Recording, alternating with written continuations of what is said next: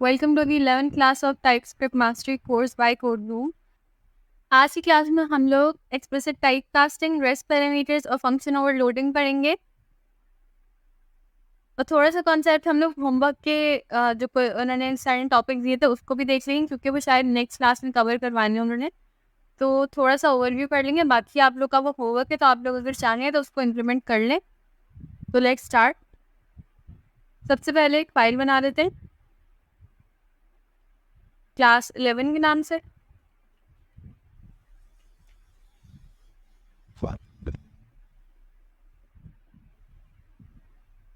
CMD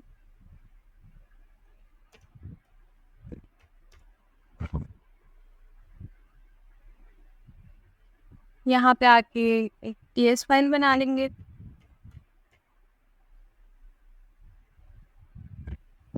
और ES config की file भी बना लेंगे।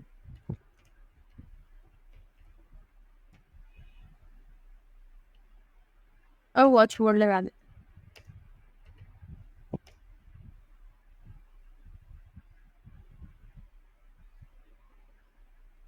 तो हम स्टार्ट करते हैं एक्सप्लिसिट टाइप कास्टिंग से।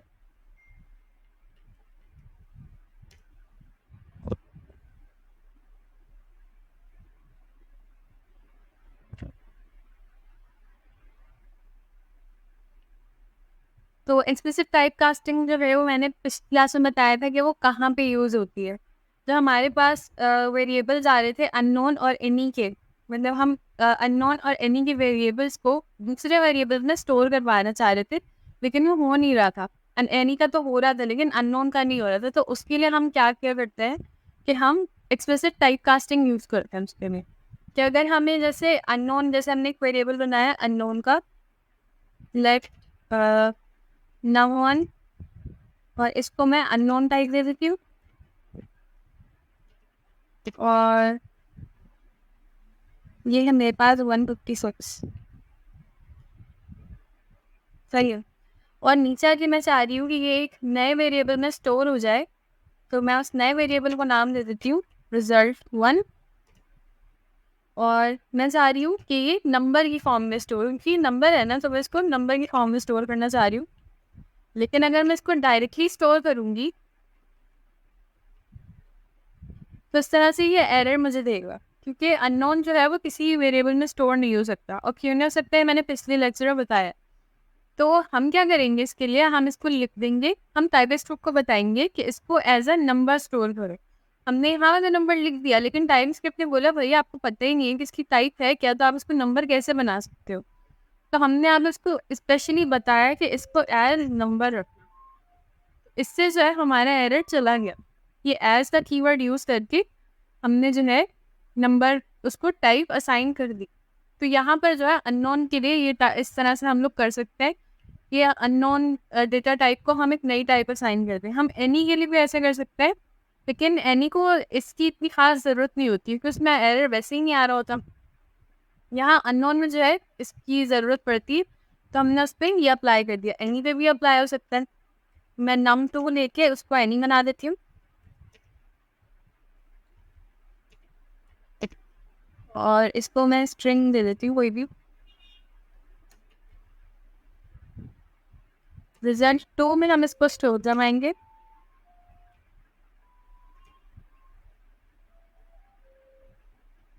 और मैंने इसको स्ट्रिंग देना है, क्योंकि ये स्ट्रिंग है मेरे पास हेलो। उसके बाद मैं यहाँ पे num2 लिखूंगी तो मेरे पास वैसे भी कोई एरर नहीं आ रहा।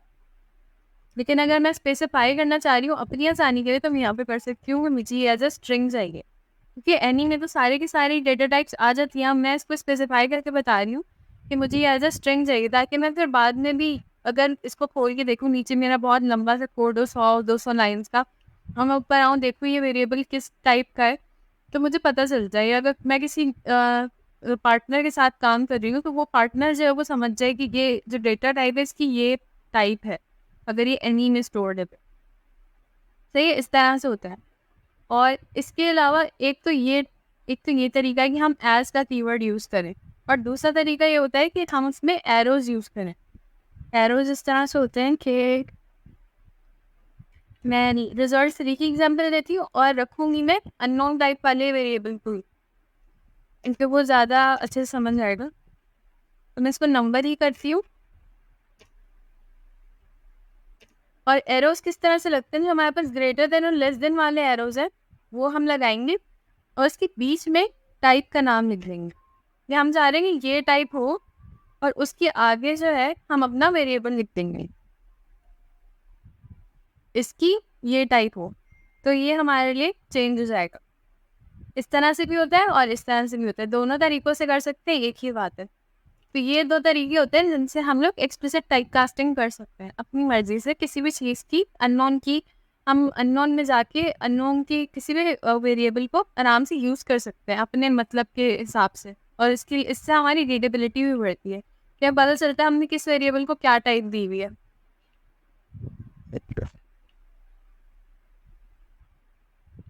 उसके बाद है हमारे पास रेस्ट पैरामीटर्स।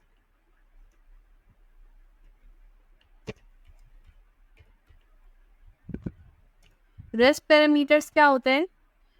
वो यूज़ होते हैं अरेज के अंदर। जैसे हमारे पास अरे होती है, हम लोग एक फ्रूट्स का अरे बनाए और उसके अंदर हम लोग 5 फ्रूट्स स्टोर करवा दें, तो उसमें तो वो 5 फ्रूट्स ही होंगे और फिर उसके बाद जब हमें डालना होगा तो वो यूज़र के लिए तो नहीं होगा। अगर हम फंक्शन के अंदर बनाए, जैसे हम फंक्शन में बना दें और फंक्शन में एक वैल्यू दे दें कि ये अरे बनानी है और इसमें ना इतनी वैल्यू ही स्टोर होगी, तो वो जो है वो एक लिमिट लग जाती है। एक लिमिट हमें नहीं लगानी, हम चाह रहे हैं यूज़र जो है वो अनलिमिटेड टाइम जो है वो वैल्यूज़ डाले और वो मतलब उसकी वैल्यू अनलिमिटेड टाइम रीड भी हो।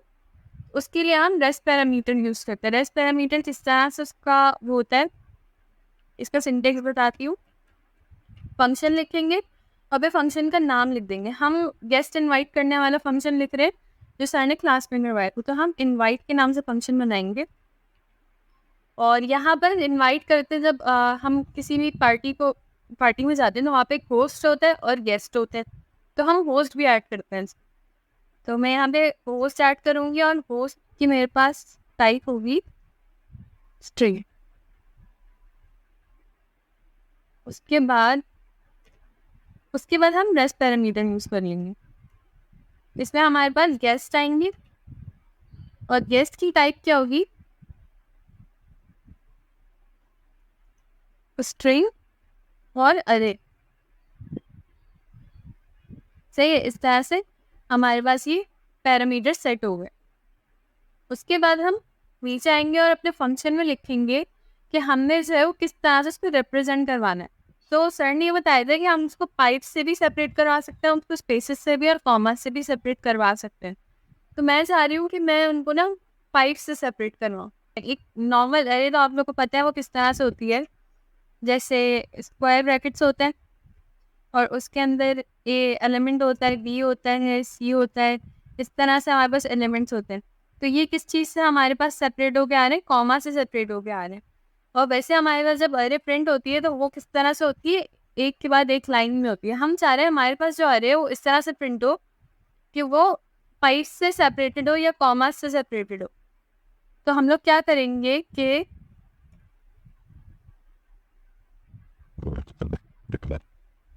हम लोग जो है वो ऊपर हम पाइप से सेपरेट करते हैं। तो कंसोल डॉट लॉग किया, उसके अंदर हम लोग स्क्वायर ब्रैकेट्स लगाएंगे क्योंकि हमारे पास जो अरे है उसमें होस्ट और गेस्ट है और हम लोग होस्ट और गेस्ट को अरे में रख रहे हैं। मतलब एक अरे हमने जो है डेटा टाइप ली है वो अरे की है, तो हम लोग स्क्वायर ब्रैकेट्स में अपने पैरामीटर्स डाल देंगे।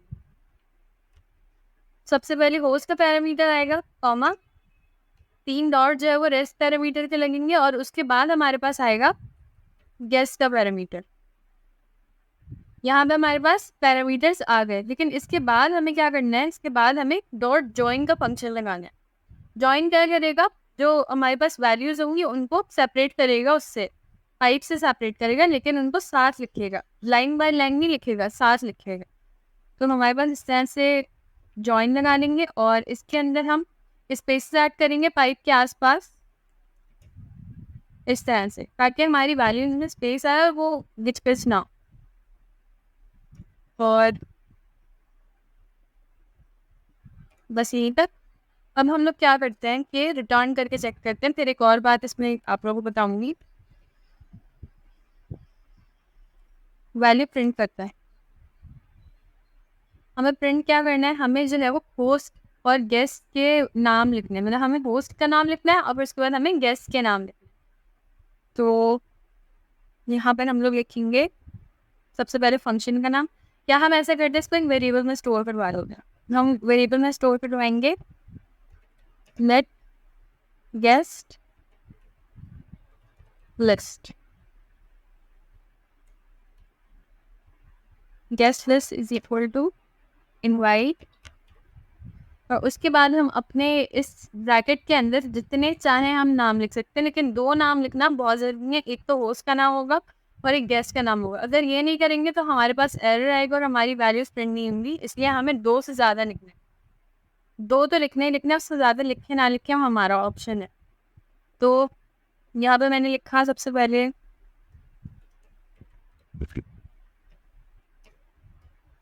फरीहा, इनाया और मैं एक और नाम भी लिख लेती हूँ, ईमान। मैंने 3 नाम लिख लिए। अब यहाँ पर एक होस्ट है और बाकी 2 जो है वो गेस्ट है। अब हमें ये चेक करना है कि ये होस्ट आ भी रही है या नहीं आ रही। तो हमें यहाँ पर जो है आके पहले रिटर्न करवानी होगी होस्ट की वैल्यू। तो हम पहले होस्ट की वैल्यू को रिटर्न करवाएंगे, रिटर्न होस्ट। और उसके बाद हम नीचे आके ये जो गेस्ट लिस्ट वाला वेरिएबल है, इसमें हम सिर्फ होस्ट को, अगर हम लोग जब इसको प्रिंट करवाएंगे तो हमारे पास सिर्फ होस्ट प्रिंट होगा, ये प्रिंट होगा और इसके नीचे हमारे पास होस्ट का नाम प्रिंट होगा, क्योंकि हमने सिर्फ होस्ट को रिटर्न करवाया है पर ऊपर हमने इसको प्रिंट करवाया पूरे को। तो हम लोग इसको प्रिंट करवा के चेक करते हैं। कंसोल डॉट लॉग, और इसमें मैं लिखूंगी गेस्ट लिस्ट का वेरिएबल नेम, क्योंकि हमने सिर्फ होस्ट को रिटर्न करवाया तो हमारे पास यहाँ पे इसका आंसर जो है वो होस्ट ही प्रिंट होगा। लेकिन यहाँ पर ये तीनों प्रिंट इसलिए होंगे क्योंकि हमने इसको कंसोल डॉट लॉग में लिखा है। हम टर्मिनल ओपन करते हैं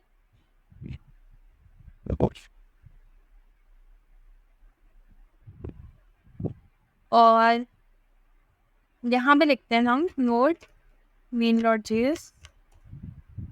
तो हमारे पास पहले तो एक अरे प्रिंट हो गया है जो पाइप से सेपरेटेड है, और उसके बाद हमारे पास होस्ट का नाम आ गया। होस्ट का नाम फरीहा ही क्यों आया, वो इसलिए आया क्योंकि हमारे पास जो पहला पैरामीटर था वो हमारे पास फरीहा है। मतलब हमने पहले पैरामीटर की जगह फरीहा को डाला, फिर उसके बाद हमने गेस्ट की जगह पर इनाया और ईमान को डाला। ठीक है, इस तरह से जो है ये रेस्ट पैरामीटर्स काम करता है। उसके बाद हमारे पास है फंक्शन ओवरलोडिंग। फंक्शन ओवरलोडिंग के लिए हम एक फंक्शन बनाएंगे।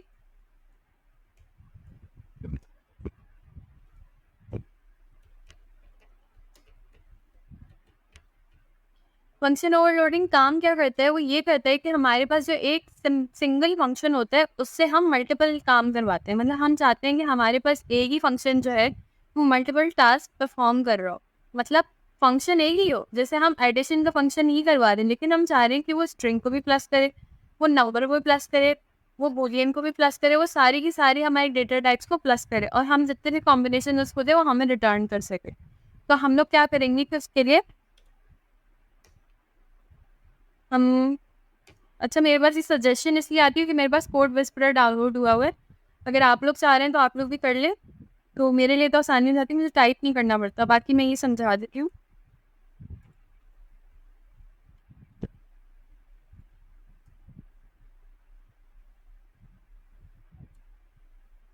और एक बूलियन तक बना ले, तो एक एंड बना लेते हैं।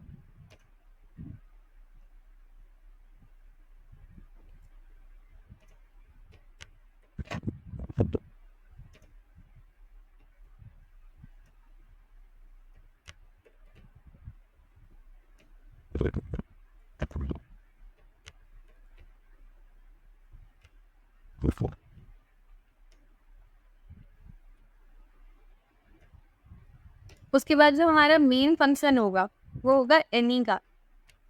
वो हमारा एनी का फंक्शन होगा जिसमें हम लोग जो अपना ऑपरेशन परफॉर्म करेंगे। रिटर्न ए प्लस बी। हमने एडिशन का फंक्शन बनाया था तो हम ए प्लस बी रिटर्न करवाएंगे। अब इसमें होगा क्या, जब हम लोग इसको प्रिंट करने जाएंगे तो हमारे पास जो है पहले नंबर और नंबर भी प्रिंट हो सकते हैं, मतलब हम नंबर को नंबर से प्लस कर सकते हैं और हम लोग स्ट्रिंग को स्ट्रिंग से प्लस कर सकते हैं। तो हम सब कुछ ट्राई करके देखते हैं। सबसे पहले नंबर और नंबर को प्लस करते हैं, एक वेरिएबल में इसको डाल लेंगे।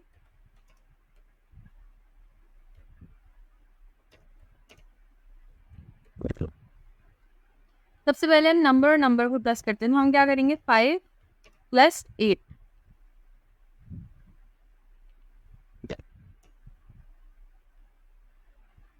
वेरिएबल को मैंने छोड़ नहीं करवाया।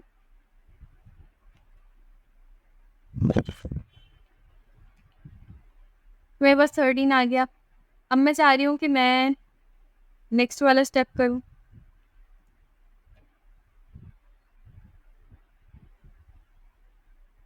These are if 1.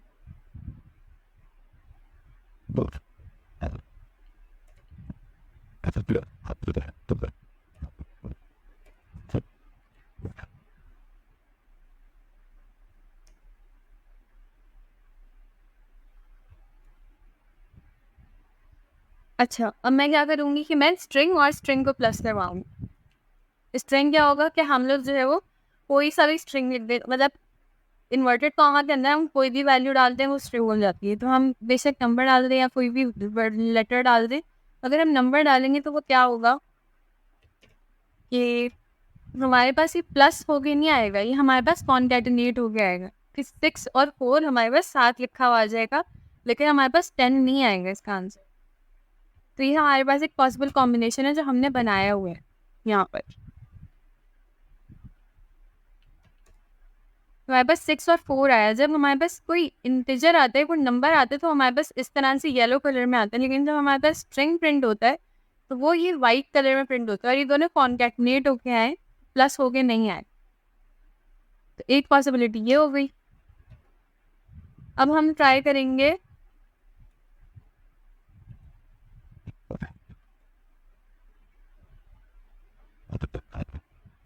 नेक्स्ट क्या है, नंबर प्लस स्ट्रिंग। अब हम नंबर प्लस स्ट्रिंग भी कर लेते हैं। ये नंबर हो गया और स्ट्रिंग हो गया। इसका भी आंसर वैसा ही आएगा जैसा उसका आया था, वैसे ही इसका आएगा। 5 और 7 जो है वो साथ लिखे हुए आ जाएंगे। यहाँ पर कंसोल में लिख देते हैं इसको, 5 और 7 साथ लिखे हुए आ गए। अच्छा, मैं इसमें से ये वाला हटा रही हूँ कुछ समझाने के लिए। अब जैसे मैंने वो वाला हटाया तो मेरे पास जो है वो, अब मेरे पास एक ऐसा कॉम्बिनेशन नहीं है जिसमें पहले जो है हमारे पास स्ट्रिंग आ रहा हो और फिर हमारे पास नंबर आ रहा हो। तो हाँ, आप चेक करते हैं कि हमारे पास ये चीज़ चलेगी या नहीं चलेगी, क्योंकि हमने तो यहाँ पे एनी लिखा हुआ है। एनी का मतलब तो होता है कोई भी लगा लो, और एनी तो एरर देता ही नहीं है। तो हम चेक करते हैं कि एरर देगा या नहीं देगा। तो यहाँ पे मैंने लिखा, पहले मैं स्ट्रिंग लिखूंगी, उसके बाद में इंटीजर लिखूंगी। तो मेरे पास क्या हुआ, एरर आ गया, क्योंकि मैंने ऊपर से है ये कॉम्बिनेशन बनाया ही नहीं है। जब मैंने ये कॉम्बिनेशन फंक्शन ओवरलोडिंग में बनाया ही नहीं है तो मेरे पास ये नहीं आएगा, वो मुझे अलाउ ही नहीं करेगा। ये फंक्शन तो एग्जिस्ट ही नहीं करता। यहाँ पे लिखा हुआ आ रहा है no overload matches this call, मतलब ये ओवरलोड हमने बनाया हुआ ही नहीं है, तो हम ये नहीं यूज़ कर सकते। अब हमारे पास नेक्स्ट क्या है, नंबर और स्ट्रिंग हमने कर लिया। Boolean plus Boolean. अच्छा, बूलियन में आप लोग को एक बात बता देती हूँ। अगर मैं यहाँ पर ट्रू प्लस फॉल्स करूँ तो इधर ना कोवर्जन अप्लाई हो।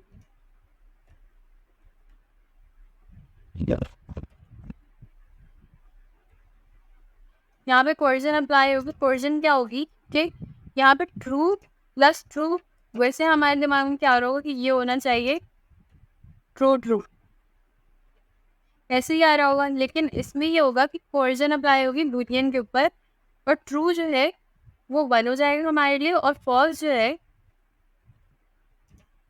वो 0 होगा। मतलब ट्रू की वैल्यू हमारे पास 1 होगी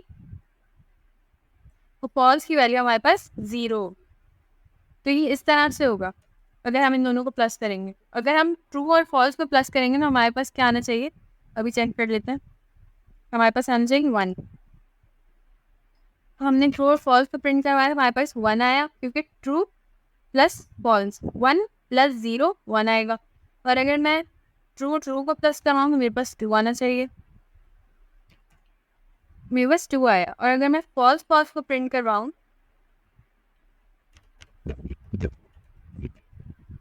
तो मेरे पास 0 आना चाहिए, मेरे पास 0 आया। कोवर्जन जो है वो बुलियन पे अप्लाई होती है। उसके बाद हमारा लास्ट बुलियन ही रह गया था बस। और ओवरलोडिंग जो है इतनी ही होती है, उसका यही कॉन्सेप्ट होता है। और इससे हमारी जो है वो हमारे लिए रीडेबिलिटी बढ़ जाती है कि हम लोग जो है वो आराम से देख सकते हैं कि हमने कौन कौन से कॉम्बिनेशन बनाया, हमारा जो पूरा प्रोग्राम है वो गड़बड़ नहीं होगा, किच पिच नहीं मचेगी। और हमें जो है वो पढ़ने में आसानी हुई कि हमने एक ही फंक्शन को इतने सारे कॉम्बिनेशन दिए हैं और कौन कौन सा कॉम्बिनेशन हमारे लिए पॉसिबल है, तो वो हमें सारी चीज़ें एक साथ ही मिल जाएंगी यहाँ पर, तो हमें मसला नहीं। उसके बाद हमारे पास है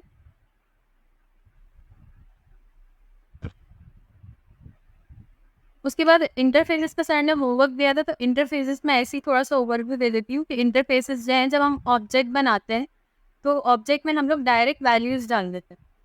तो हम लोग क्या करते हैं, जैसे हमने ऑब्जेक्ट बनाया किसी भी नाम का और हमने उसमें डायरेक्ट वैल्यूज़ डाल दी, लेकिन हम लोग ये नहीं करते कि पहले हम ऑब्जेक्ट की टाइप्स डिफाइन करें। हम उसकी टाइप डिफाइन नहीं करते, हम डायरेक्ट जो है उसकी वैल्यूज डाल देते हैं। जब हम ऑब्जेक्ट के नाम पे हवर करते हैं तो हमारे पास जो है उनके नाम की टाइप्स खुद ब खुद आने लग जाती है। लेकिन अगर हम लोग ऑब्जेक्ट की टाइप पहले इनिशियलाइज करें और उसके बाद हम लोग जो है वो ऑब्जेक्ट में इस्तेमाल करें उसको एज अ टाइप यूज़ करके, तो हम लोग जो है वो एक तो रेस्ट्रिक्ट हो जाते हैं कि हमें वही टाइप्स यूज़ करनी है।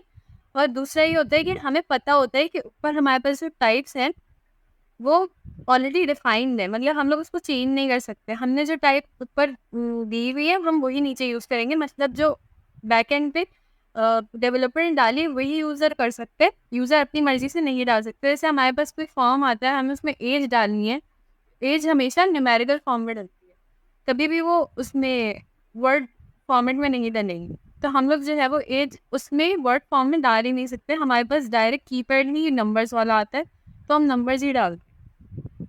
इस तरह से होता है। और हमारे पास एक और भी था, कोवर्जन था। कोवर्जन मैंने यहाँ पर बता दिया कि फॉल्स और ट्रू को जो है वो खुद ब खुद जो है वो कन्वर्ट कर देता है नंबर्स में और उनको आपस में प्लस करवा देता है।